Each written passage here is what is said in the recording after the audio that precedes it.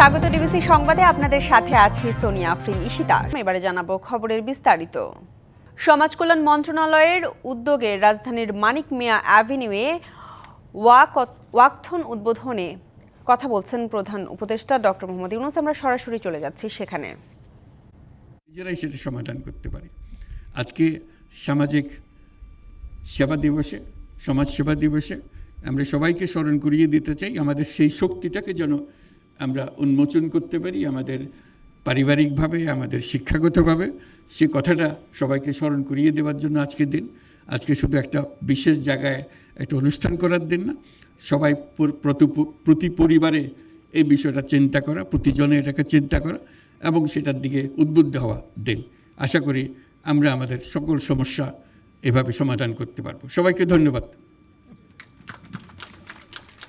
পরের স্বার্থে আগ্রহী হবার ও ব্যক্তি শক্তি জাগ্রত করার আহ্বান জানানোর নির্দেশনার জন্য অসংখ্য ধন্যবাদ মাননীয় প্রধান উপদেষ্টা। এ পর্যায়ে বেলুন ও ফেস্টুন উড্ডয়ন। জাতীয় সমাজসেবা দিবসের শুভ উদ্বোধন বেলুন ও ফেস্টুন উড্ডয়নের মাধ্যমে করার জন্য বিনীত আমন্ত্রণ জানাচ্ছি গণপ্রজাতন্ত্রী বাংলাদেশ সরকারের মাননীয় প্রধান উপদেষ্টা ডক্টর মোহাম্মদ ইউনূস।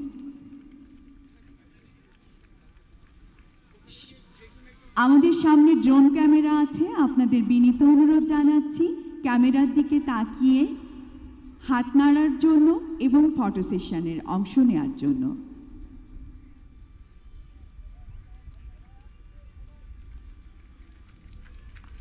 তুমুল করতালির মাধ্যমে শুভ উদ্বোধন হলো জাতীয় সমাজসেবা দিবস 2025।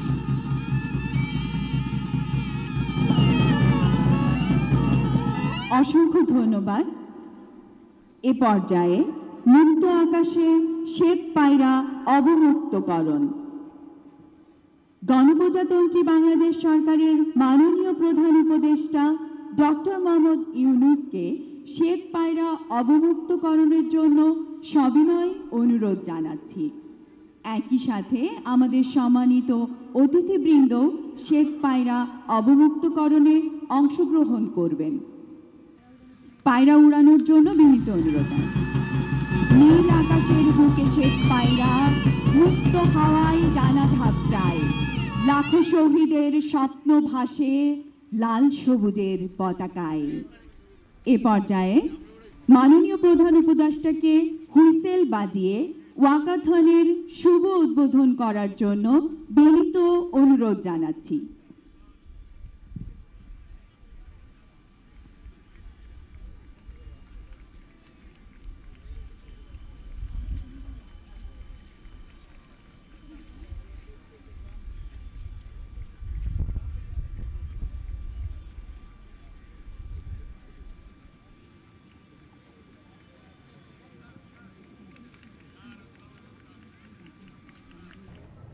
সমাজ কল্যাণ মন্ত্রণালয়ের উদ্যোগে রাজধানীর মানিক মিয়া অ্যাভিনিউয়ে ওয়াকথন উদ্বোধন করলেন প্রধান উপদেষ্টা ডক্টর মোহাম্মদ ইউনূস। আমরা এতক্ষণ সরাসরি ছিলাম সেখানে। চলে যাচ্ছি পরবর্তী সংবাদে। লাগামহীন মূল্যস্ফীতি, বৈদেশিক মুদ্রার সংকট আর ডজন খানেক ব্যাংক বন্ধ হয়ে যাওয়ার ঝুঁকি নিয়েই শুরু হলো নতুন বছর 2025। ব্যবসায়ী ও বিশ্লেষকরা মনে করছেন ক্ষতবিক্ষত অর্থনীতি পুনরুদ্ধারের পথে নতুন বছর হবে খুবই চ্যালেঞ্জিং। সুদহার নিয়ন্ত্রণ করে বিনিয়োগ বাড়ানো না গেলে আরও সংকট দেখা দেবে কর্মসংস্থানের। বিগত সরকারের নীতি দুর্বলতা আর স্বেচ্ছাচারিতার সবচেয়ে বড় শিকার ব্যাংক খাত। আইন করে ব্যাংক লুটের সুযোগ করে দেয়ায় প্রায় ডজন খানেক ব্যাংক এখন ডুবতে বসেছে। ব্যাংক খাতের নৈরাজ্য, বৈদেশিক মুদ্রা ব্যবস্থাপনায় দুর্বলতা, অর্থ পাচার সহ অর্থনীতির নানা অনাচারে এখন লাগামহীন মূল্যস্ফীতির চাপে পিষ্ট সাধারণ মানুষ, যা স্বীকার করেন সরকারের নীতি নির্ধারকরাও। এখানে একটা বড় চ্যালেঞ্জ, এখন মূল্যস্ফীতি তো খুব কমানো যাচ্ছে না। বিশ্লেষকরা বলছেন অর্থনীতির ক্ষত দ্রুত সারিয়ে তোলাই নতুন বছরের বড় চ্যালেঞ্জ। ব্যাংকিংয়ের ক্ষত, ব্যালেন্স অফ পেমেন্ট এবং ফরেন এক্সচেঞ্জের যে দুর্বলতা আর মূল্যস্ফীতি, এটা একটা ভিশাস সাইকেল বা দুষ্ট চক্র, একটা আরেকটাকে এফেক্ট করছে, এবং এগুলোর সামগ্রিক একটা ইম্প্যাক্ট আছে কর্মসংস্থানে, নতুন বিনিয়োগে, এবং আমাদের ইভেন এক্সপোর্ট এবং অন্যান্য যে অর্থনীতির বড় চালিকা শক্তি সেই জায়গাটাতেও। দীর্ঘদিনের নীতি দুর্বলতায় এখনও রপ্তানির তুলনায় আমদানি অনেক বেশি। প্রায় শূন্যের কোটায় নেমেছে বিদেশি বিনিয়োগ, নতুন বিনিয়োগে আগ্রহ কম দেশি উদ্যোক্তাদেরও। ব্যবসায়ীরা বলছেন, চড়া কর কাঠামো, লাগামহীন সুদহার, জ্বালানির অনিশ্চয়তা আর ডলারের বিপরীতে টাকার অস্থির বিনিময় হারের সমস্যার সমাধান না হওয়া পর্যন্ত চাঙ্গা হবে না ব্যবসা বাণিজ্য। তবে সবার আগে নিশ্চিত করতে হবে রাজনৈতিক স্থিতিশীলতা। রাজনৈতিক স্থিতিশীলতা যদি থাকে তাহলে দেশে বিনিয়োগ বৃদ্ধি পায়। বিনিয়োগ যদি বৃদ্ধি পায় তাহলে একদিক দিয়ে কর্মসংস্থান সৃষ্টি হয়, অন্য দিক দিয়ে উৎপাদন বৃদ্ধি করে দেশের জন্য সম্পদ সৃষ্টি করতে পারেন। সম্পদ সৃষ্টি করলেই তো আপনার সম্পদ বন্টন করতে পারবেন। এখন খালি পকেটে যদি আপনার থাকে, আপনি কাকে কী দিবেন? আপনার তো খালি পকেটে কিছু দিতে পারবেন না। দ্রুত অর্থনীতির ক্ষত সারিয়ে জুলাই আন্দোলনের সুফল হিসেবে জনগণের আর্থিক স্বস্তি নিশ্চিত করতে না পারলে অন্তর্বর্তী সরকারের দেশ পরিচালনা করা কঠিন হতে পারে বলেও মত ব্যবসায়ী ও বিশ্লেষকদের। যেই অর্থনৈতিক উন্নয়ন আমি আর আপনি আশা করতেছি সেটা সম্ভব না, এটা কোনো দেশে হয় না, এখানে হবে না। Mustafa Mahbub, DBC news, Dhaka. Chattogram medical college হাসপাতালে সক্রিয় শক্তিশালী সিন্ডিকেট, নার্স, কর্মচারী আর দালাল মিলে গড়ে উঠেছে অসাধু চক্র, যারা বিভিন্ন প্রাইভেটের রোগী ভাগিয়ে নেওয়া থেকে ওষুধ চুরি সবকিছুর সাথে জড়িত। রোগীদের নির্দিষ্ট ফার্মেসিতে নিয়ে আদায় করছে গলা কাটা দাম। সব জেনে শুনেও নীরব মেডিকেল প্রশাসন। অন্যদিকে আইনি সীমাবদ্ধতার কথা বলছে পুলিশ। চট্টগ্রামের সবচেয়ে বড় এই হাসপাতালে সেবা নিতে আসেন বিভিন্ন জেলার হাজারো মানুষ। 1300 শয্যা রয়েছে এখানে, কিন্তু ভর্তি থাকেন 4 থেকে 5,000 রোগী। প্রয়োজনীয় জনবল না থাকায় সেবা দিতে হিমশিম খেতে হচ্ছে কর্তৃপক্ষকে। এই সুযোগে তৈরি হয়েছে অসাধু সিন্ডিকেট। বিভিন্ন নিয়মের অভিযোগে গেল বছর মেডিসিন ওয়ার্ডে অভিযান চালায় দুর্নীতি দমন কমিশন। বরাদ্দ ও সরবরাহ থাকলেও রোগীকে ওষুধ না দিয়ে তা পাচার করা হয়, এমন অভিযোগে ওয়ার্ড ইনচার্জ ও সিনিয়র স্টাফ নার্সের বিরুদ্ধে শাস্তির সুপারিশ করে দুদক। কিন্তু কর্তৃপক্ষ কোনো ব্যবস্থা না নিয়ে দুজনকে বদলি করে অন্য ওয়ার্ডে। ওষুধ চুরি, রোগী ভাগিয়ে নেওয়া সহ বিভিন্ন অভিযোগ নার্স, আউটসোর্সিং কর্মচারীদের একটি অংশের বিরুদ্ধে। আর মেডিকেলের আশেপাশের অর্ধশত ফার্মেসির শতাধিক দালাল রোগীদের নির্দিষ্ট ফার্মেসিতে নিয়ে আদায় করছে বাড়তি দাম। এই দুইটা আমি লিখছি, তো এগুলো আমি একটা জুনিয়র মেয়েকে দিয়ে লেখাইছিলাম।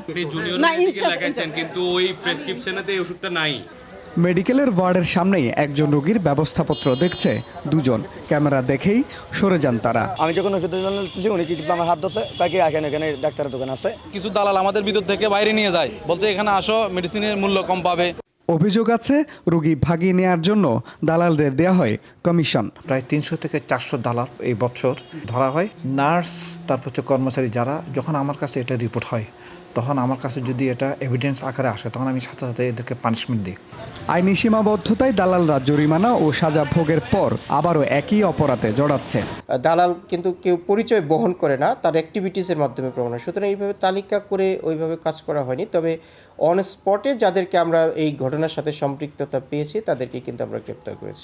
ওষুধ ও অন্যান্য চিকিৎসা উপকরণ চুরির অভিযোগে গত বছর গ্রেপ্তার করা হয় 95 জনকে। Mujibul Haque, DBC news, Chittagong. রাষ্ট্রদ্রোহ মামলায় গ্রেপ্তার সম্মিলিত সনাতনী জাগরণ জোটের মুখপাত্র চিন্ময় কৃষ্ণ দাস ব্রহ্মচারীর জামিন শুনানি হবে আজ সকাল 11টার পর মহানগর দায়রা জজ সাইফুল ইসলামের আদালতে শুনানি হওয়ার কথা রয়েছে। রাষ্ট্রদ্রোহ মামলায় বন্দী চিন্ময় কৃষ্ণ দাসের জামিন শুনানির জন্য 12 ডিসেম্বরের আবেদন করলে তা নাকচ হয়। 31 অক্টোবর চিন্ময়ের বিরুদ্ধে জাতীয় পতাকা অবমাননার অভিযোগে রাষ্ট্রদ্রোহ মামলা করেন ফিরোজ খান নামে এক বিএনপি নেতা। এরপর 25শে নভেম্বর ঢাকা থেকে এই মামলায় গ্রেপ্তার করা হয় তাকে। পরদিন কারাগারে পাঠানো হয়। কারাগারে পাঠানোকে কেন্দ্র করে পুলিশের সাথে ত্রিমুখী সংঘর্ষের সময় আইনজীবী আলিফকে কুপিয়ে ও পিটিয়ে হত্যা করে দুষ্কৃতিকারীরা।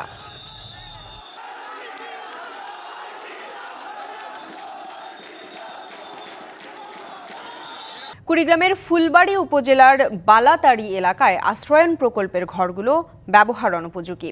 এর মধ্যে শতাধিক পরিবার আশ্রয়নের ঘর ছেড়ে অন্যত্র চলে গেছেন। বাকিরা আছেন নিদারুণ কষ্টে। বাসিন্দাদের অভিযোগ, বিএনপি সরকারের সময়ে তৈরি, তাই আওয়ামী লীগ শাসনামলে সংস্কার হয়নি ঘর। তবে উপজেলা নির্বাহী কর্মকর্তা আশ্বাস দিয়েছেন দ্রুততম সময়ে সংস্কারের।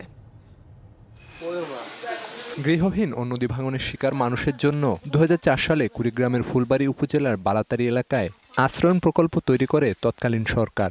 সেখানে 180টি পরিবার মাথা গোঁজার জন্য 2টি করে আধা পাকা টিনের ঘর ও 2.5 কাঠা জমি পায়। তাদের সুবিধার্থে টিউবওয়েল, কমিউনিটি ক্লিনিক ও মসজিদ সহ প্রয়োজনীয় স্থাপনা নির্মাণ করা হয়।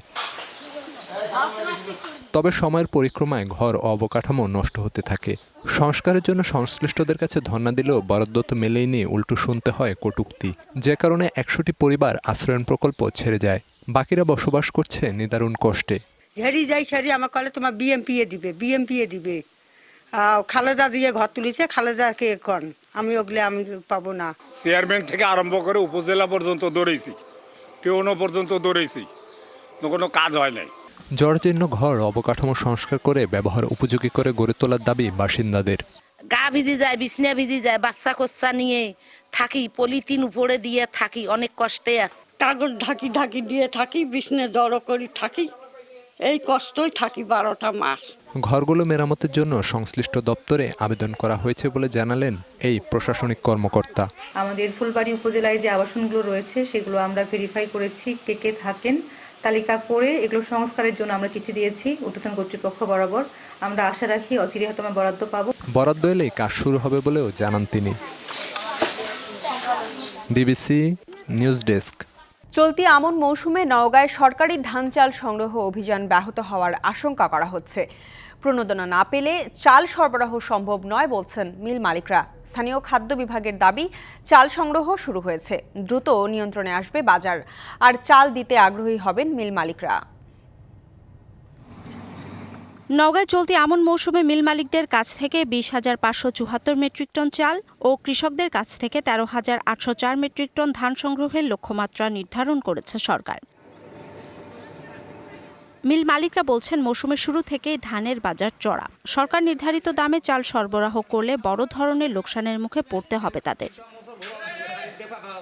এদিকে সরকারি প্রণোদনা না পেলে চাল সরবরাহ সম্ভব নয় বলছেন মিল মালিকরা। আমি চাল পাচ্ছি প্রায় 1000 মেট্রিক টন, তাহলে কিন্তু এখানে আমার 50 লক্ষ টাকা লস হবে। আমাদের ইচ্ছা আছে কিন্তু সামর্থ্যের তো ব্যাপার আছে। 1 কেজি চাউলে 6-7 টাকা লস দেওয়া, এটা কিভাবে সম্ভব? সরকারের কাছে অনুরোধ জানাতে চাই এই বাজারটা সমন্বয় করে একটা ইনসেনটিভ দেওয়ার জন্য। চাল কেনা শুরু হয়েছে জানিয়ে জেলা সরকারি কর্মকর্তা জানান, বাজার শিগগিরই নিয়ন্ত্রণে আসবে। সম্প্রতি 24,000 মেট্রিক টনের জাহাজ চট্টগ্রাম বন্দরে ভিড়েছে কিছুদিন আগে। সাতক্ষীরা বন্দর দিয়েও আমাদের এখানে 1200 মেট্রিক টন চাল শুধুমাত্র নওগাঁর যারা ইম্পোর্টার ছিল চাল আমদানি করেন তারা আমদানি করেছেন। আশা করছি যে দাম সহনীয় পর্যায়ে চলে আসবে। কৃষি বিভাগের হিসেবে জেলায় এবার 1,96,125 হেক্টর জমিতে রোপা আমন ধানের আবাদ হয়েছে। DBC news desk. টাঙ্গাইলে প্রান্তিক পর্যায়ে গবাদি পশু পালনকারী ও পোলট্রি খামারিদের উৎপাদন খরচ কমাতে বিনামূল্যে চিকিৎসা, টিকা, ওষুধসহ খামার ব্যবস্থাপনা বিষয়ক প্রশিক্ষণ দেয়া হয়। প্রত্যন্ত এলাকায় এ ধরনের সেবা ও পরামর্শ পেয়ে খুশি খামারিরা। তবে উপকরণের ক্রমাগত দাম বৃদ্ধিতে লোকসান গুনতে হচ্ছে বলেও জানান তারা। টাঙ্গাইলের ঘাটাইলের প্রান্তিক জনপদের মবিনপুর উচ্চ বিদ্যালয়ের এই মাঠটিকে গবাদি পশুর হাট মনে হলেও আদতে তা নয়। এখানে জিয়াউর রহমান ফাউন্ডেশনের পক্ষ থেকে চলছে গবাদি পশু ও পোল্ট্রি খামারিদের বিনামূল্যে চিকিৎসা, টিকা ও ওষুধ বিতরণের কার্যক্রম। নিজেদের আঙ্গিনায় বিনামূল্যে এমন সেবা পেয়ে খুশি প্রান্তিক মানুষ। এতদিন তো আমাদের গ্রামের বাড়িতে তো এরকম সুবিধা ছিল না। খুবই খুশি যে এই ধরনের সেবা আমরা এখন তো পাই নাই। কোন টাকা পয়সা লাগলো না, কিছু না, চিকিৎসা নিলাম, সহযোগিতা পাইলাম, আমাকে ভালো হইলো। আলাদা স্থানে আয়োজন করা হয় পোল্ট্রি খামারিদের জন্য জৈব নিরাপত্তা ও উৎপাদন খরচ কমানোর উপর কর্মশালা। এ সময় খামারিরা চলমান সংকট তুলে ধরে কার্যকর পদক্ষেপের দাবি জানান। সরকার যেরকম একটা রেট বাইন্দা দিয়েছিল 10 টাকার উপরে, সেই রেটটা আমরা চাই। লিগ্যাল দামে বাচ্চা পাই না আমরা, কোম্পানির কাছে জিম্মি, আমাদের কাছ থেকে 120 টাকা 30 টাকা করে বাচ্চার দাম নিতেছে। আমরা এটার অবসান চাই।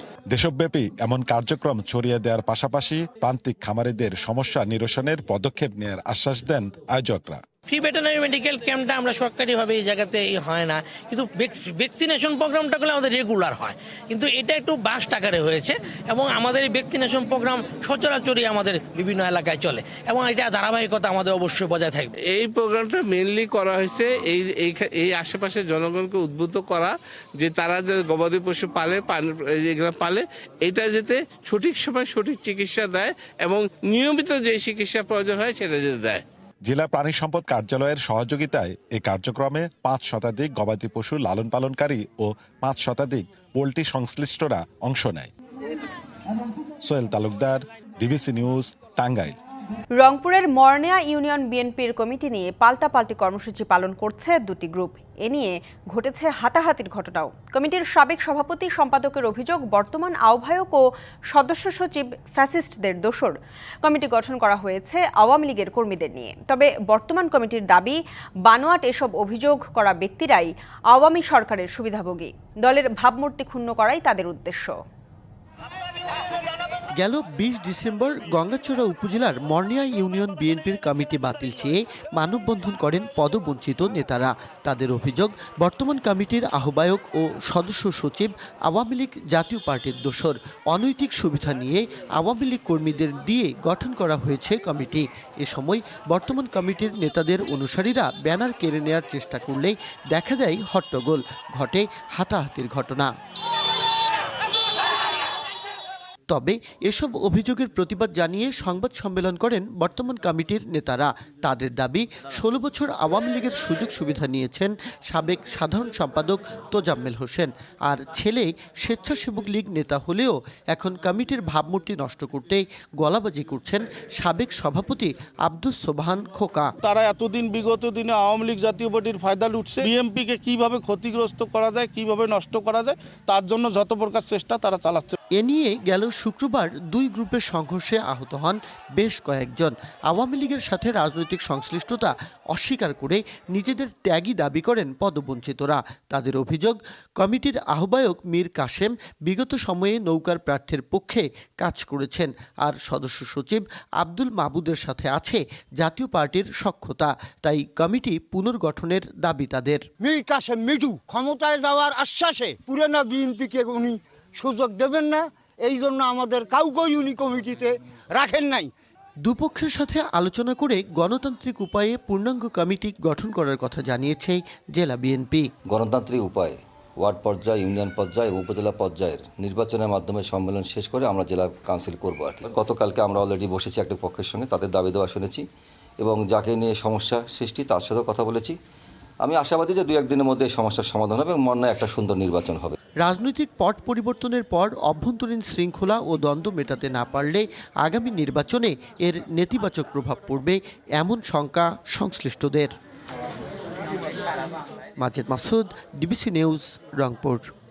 চুয়াডাঙ্গায় বইছে মৃদু শৈত্যপ্রবাহ। ভোরে সর্বনিম্ন তাপমাত্রা রেকর্ড করা হয়েছে 9.8 ডিগ্রি সেলসিয়াস।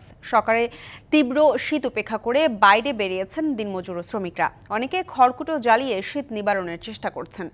যানবাহন চললেও নেই যাত্রীর চাপ। শীতে ডায়রিয়া, শ্বাসকষ্ট সহ শীতজনিত নানা রোগে আক্রান্ত হচ্ছে বয়স্ক ও শিশুরা।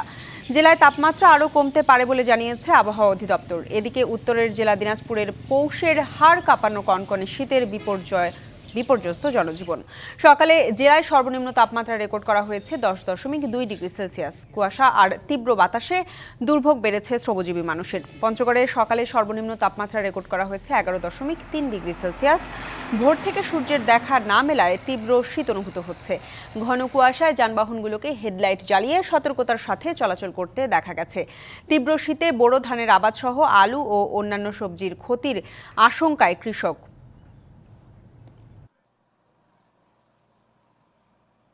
গরু ছাড়ার জন্য ঘাস করা যায় না, ঠান্ডার কারণে বাইরে যাওয়ার সুযোগটা পাওয়া যায় না। এখন পর্যন্ত আমরা কোনো কম্বল পাইনি। এই ঠান্ডা কিভাবে থাকবো?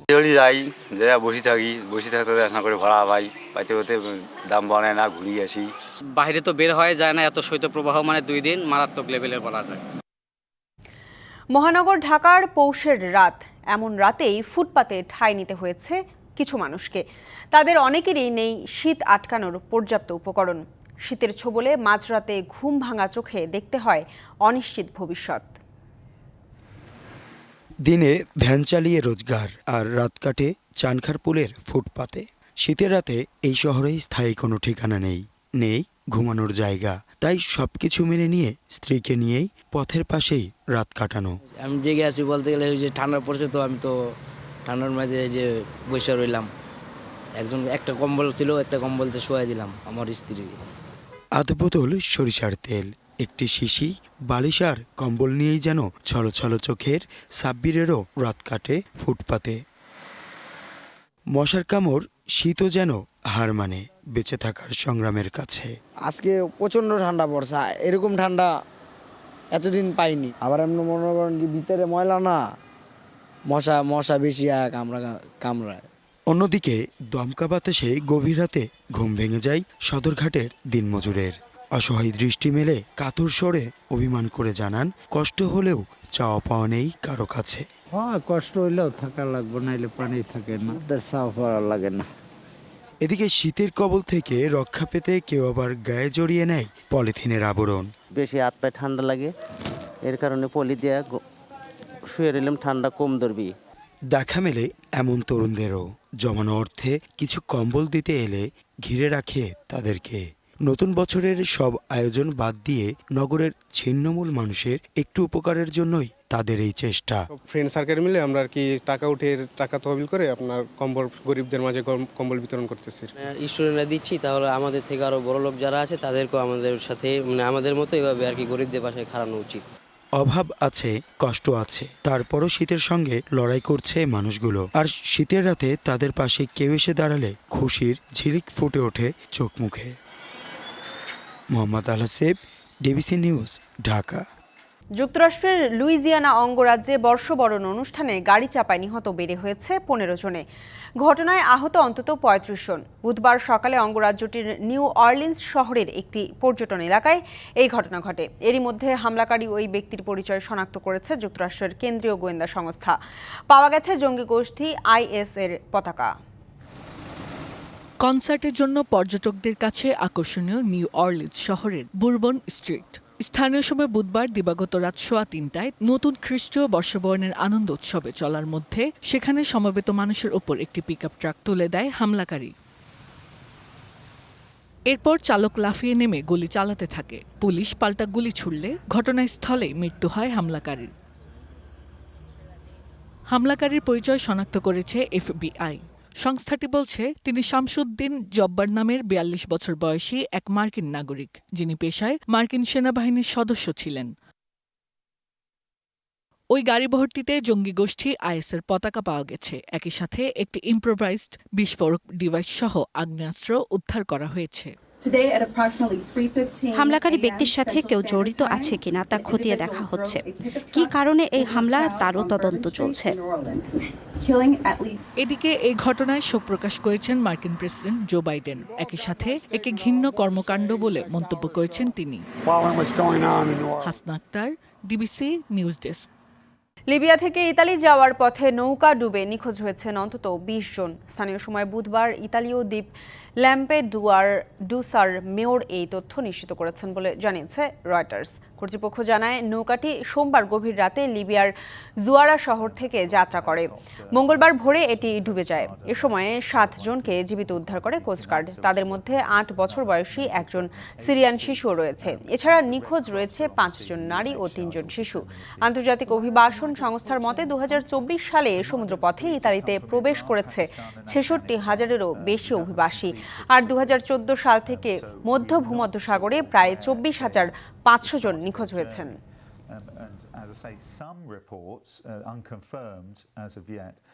2 দিন বিরতির পর আজ আবারও মাঠে ফিরছে BPL।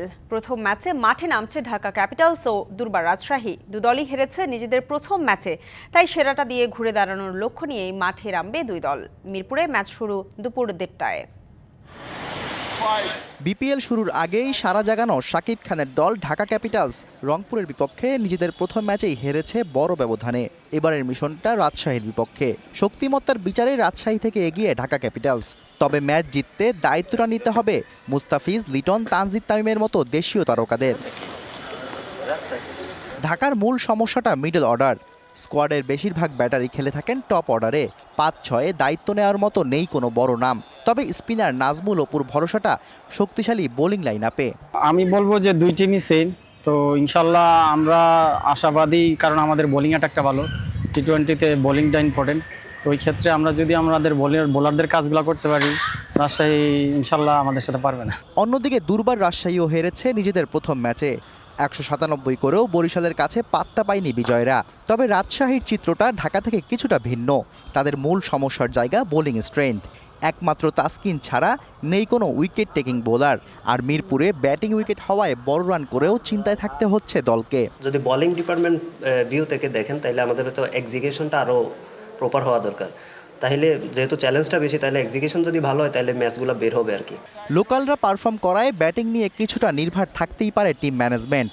তবে বোলিং সমস্যা কাটিয়ে উঠতে না পারলে এ ম্যাচেও জয়হীন থাকতে হতে পারে রাজশাহীকে। শাহরিয়ার হোসেন, ডিবিসি নিউজ, ঢাকা। বিরতির পরদিনই বিপিএলে বিগ ম্যাচ। টুর্নামেন্টে এখন পর্যন্ত সবচেয়ে বেশি ফর্মে থাকা দুই দল মুখোমুখি হবে সন্ধ্যায়। ডিফেন্ডিং চ্যাম্পিয়ন ফরচুন বরিশালের প্রতিপক্ষ গ্লোবাল সুপার লিগের চ্যাম্পিয়ন রংপুর রাইডার্স। মিরপুরে ম্যাচ শুরু হবে সন্ধ্যা 6:30টায়। বিপিএলে সুখী পরিবার ফরচুন বরিশাল। ডিফেন্ডিং চ্যাম্পিয়নরা এবারও শুরু করেছে জয় দিয়ে। আসরের উদ্বোধনী ম্যাচে টার্গেটে খেলতে নেমে 11 বল বাকি থাকতে 4 উইকেটে 200 ছুঁয়ে ম্যাচ জেতা নিশ্চয়ই বড় ব্যাপার। শুরুর জয়টা বুস্ট আপ করেছে পুরো দলকে। এবার বরিশালের চোখ বিগ ম্যাচে।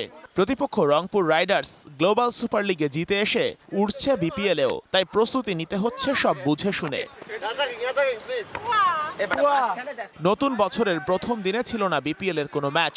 রেস্ট ডেটা ভালোভাবেই কাজে লাগিয়েছে বরিশাল। কুয়াশার দিনে সকাল সকালে ফরচুন গ্রুপের দলটা পৌঁছে যায় মিরপুরে। ঘাম ঝরিয়েছে লম্বা সময় ধরে। তামিম, রিয়াদ, মুশফিক খেলছেন এক দলে, সাথে আছে তাওহিদ হৃদয়, নাজমুল শান্তরাও। সব মিলে রংপুরের বিপক্ষে ফাইট দিতে পুরোপুরি প্রস্তুত ফরচুন বরিশাল। এবারের বিপিএলের রংপুর একমাত্র দল যারা এখন পর্যন্ত খেলেছে একাধিক ম্যাচ। পারফরমেন্সও 100-তে 100।